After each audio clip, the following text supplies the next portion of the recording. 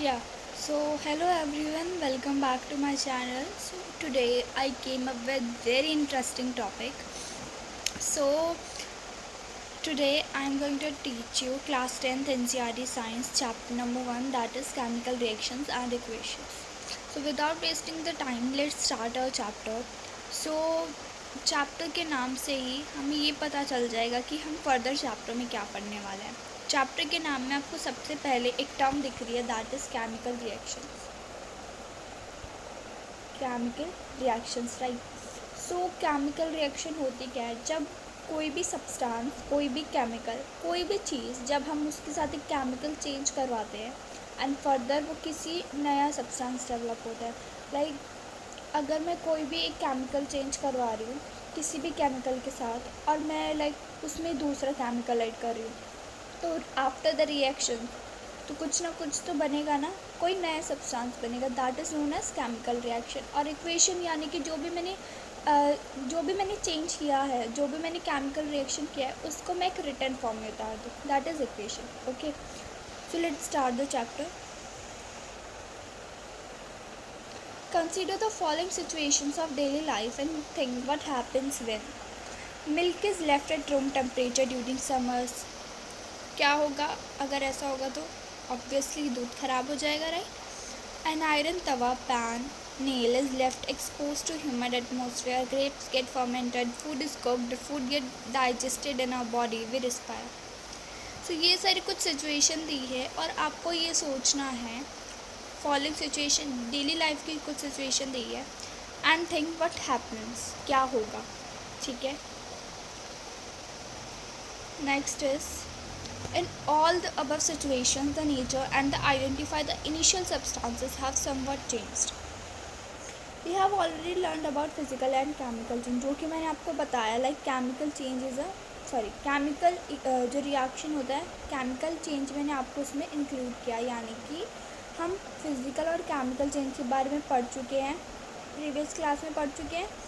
जब भी कोई केमिकल चेंज होता है तो हम उसको क्या कह सकते हैं? ये chemical reaction has taken place. It means कोई केमिकल रिएक्शन हुआ है, जैसे कि यहाँ पे आपको दिया हुआ है, whenever a chemical change occurs we can say that a chemical reaction has taken place, right.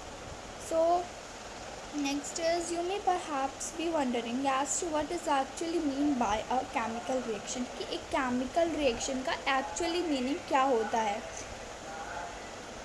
So how do we come to know that a chemical reaction has taken place? तो हमें कैसे पता चलेगा कि एक chemical reaction हुई है? How do we get to know this? Let us perform some activities. तो हम कुछ एक्टिविटीज़ परफॉर्म करेंगे जिससे हमारी इस क्वेश्चन का आंसर मिल जाएगा कि हमें कैसे पता चलेगा कि केमिकल रिएक्शन हुआ है. सबसे पहले आपको एक एक्टिविटी दी है, एक्टिविटी 1.1. सो लेट्स रीड कि इस एक्टिविटी में एक्चुअली है क्या और परफॉर्म हमें क्या करना है.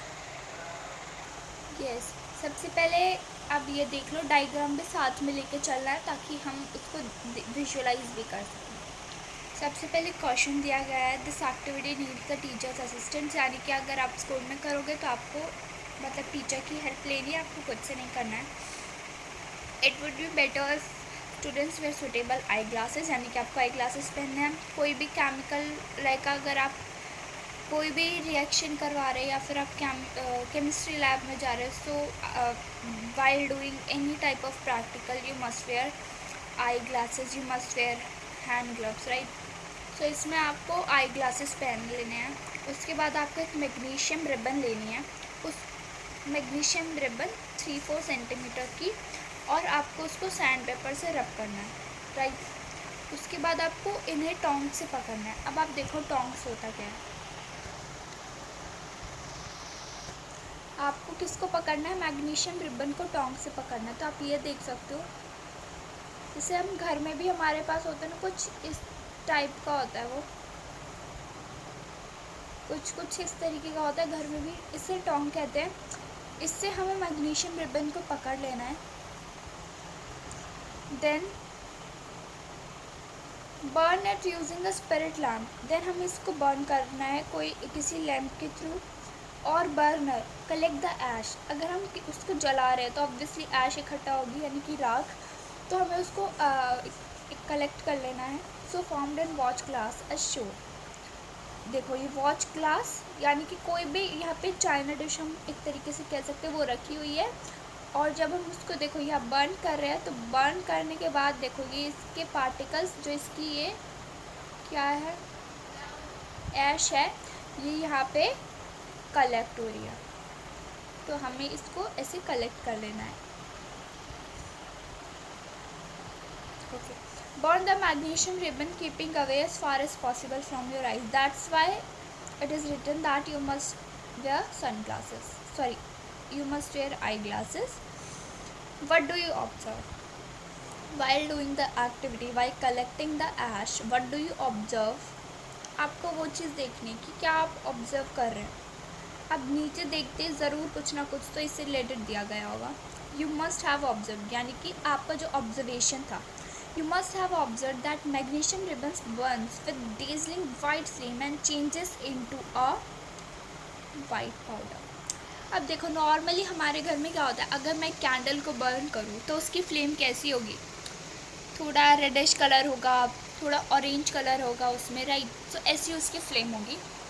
बट यहाँ पे क्या दिया गया है कि जब भी आप मैग्नीशियम रिबन को बर्न कर रहे हो तो उसमें से कैसी फ्लेम निकलेगी, वाइट फ्लेम, राइट। आपको नहीं लग रहा होगा कि ट्रू है, but yes it is true. तो सबसे पहले ना जो भी आपको स्टेप बाय स्टेप दिए, if you are doing this activity in your school so must do this activity step by step, okay, to avoid any mistake.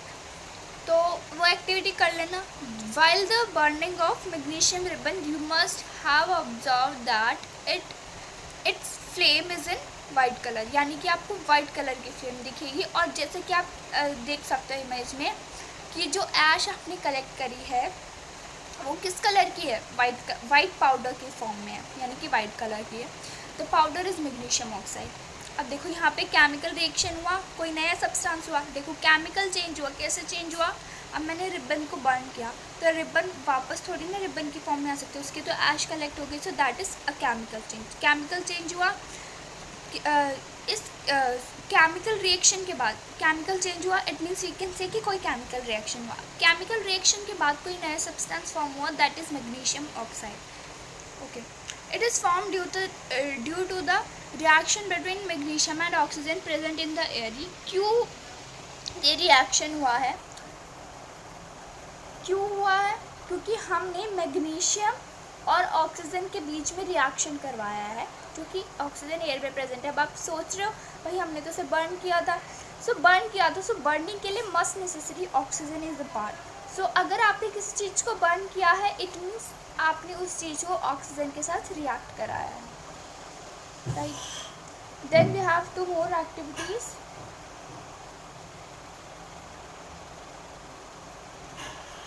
Okay, so इन दोनों एक्टिविटी से बताया गया है कि ये कुछ ऑब्जर्वेशन लिखे गए हैं।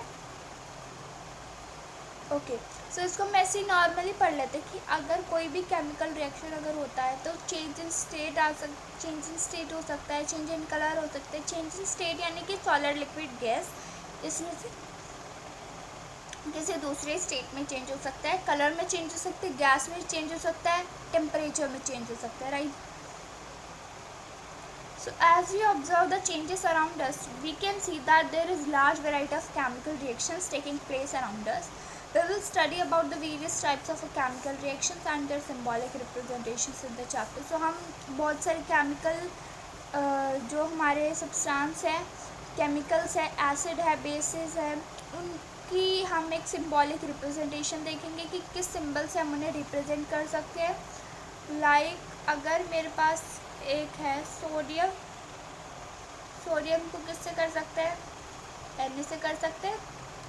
मैग्नीशियम है, मैग्नीशियम को Mg से कर सकते हैं। सॉल्ट को हम NaCl बोल सकते हैं, राइट। ग्लूकोज लिख सकते हैं C6H12O6। सो ये सारी बहुत सारी ऐसी केमिकल सब्सटेंस है जिसका मैंने आपको सिंबॉलिक रिप्रेजेंटेशन बताया। तो ऐसी और केमिकल सब्सटेंस के बारे में हम पढ़ेंगे further in the chapter and also we will study about the symbolic representations. So let's start. So ये हमारा यहाँ से एक्चुअल जो हमारा चैप्टर वो स्टार्ट हो जाता है, that is chemical equations.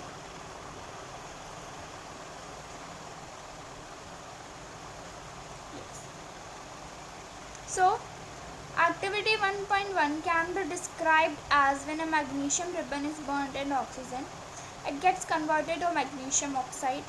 This description of a chemical reaction in a sentence form is quite long.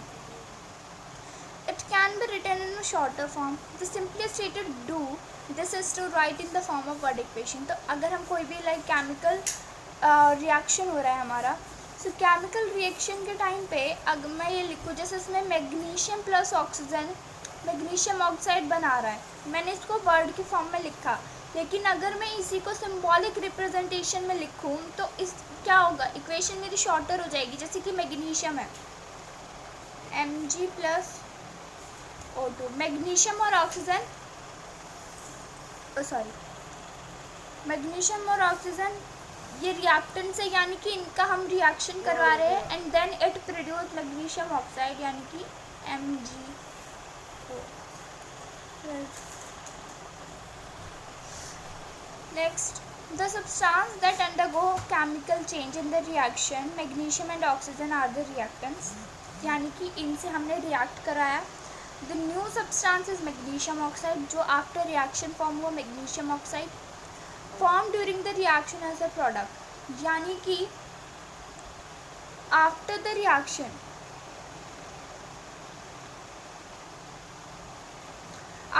Reaction हमारे पास मैग्नीशियम ऑक्साइड आया, तो इसको तो हम प्रोडक्ट कह देंगे, और रिएक्टेंट्स यानी कि जिसके साथ हम रिएक्शन करवा रहे हैं, जिन सब्सटेंस का रिएक्शन हो रहा है, that is known as reactants. Okay, a word equation shows change of reactants to products through an arrow placed between them. इनके बीच में जो arrow लगा है, इससे हम ये पता कर सकते हैं that whether this is product or whether it is reactant.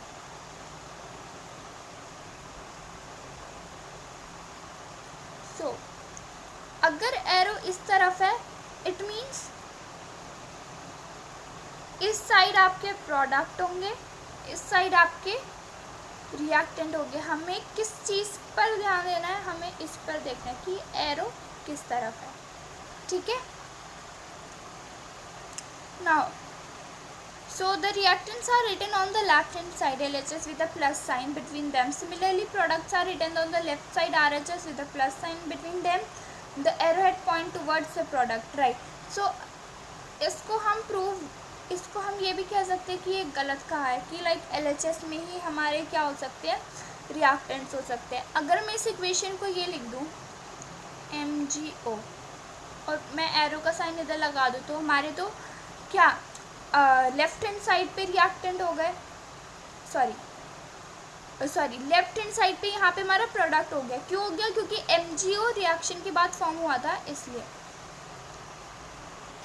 Right, सो हम इस चीज़ को रॉन्ग भी प्रूव कर सकते हैं।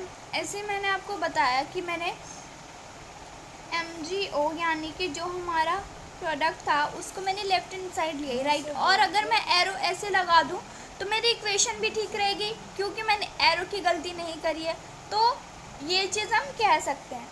और यहाँ पे लास्ट लाइन आपको ये क्या दी गई है, द एरो हेड पॉइंट, यानी कि एरो हेड यानी कि ये जो चीज़ है, यानी कि एरो हेड जिस तरफ होगा उस तरफ क्या होंगे, arrow head points toward the product and shows the direction of reaction. It means arrow head होगा प्रोडक्ट की तरफ, ठीक है, एंड इसके बैक साइड में क्या होंगे हमारे रिएक्टेंट्स, ठीक है। So next we will discuss in our next video, and I hope that आपको चैप्टर जितना कराया उतना समझ आ गया होगा। Thank you so much for watching my video and have a great day. Bye bye.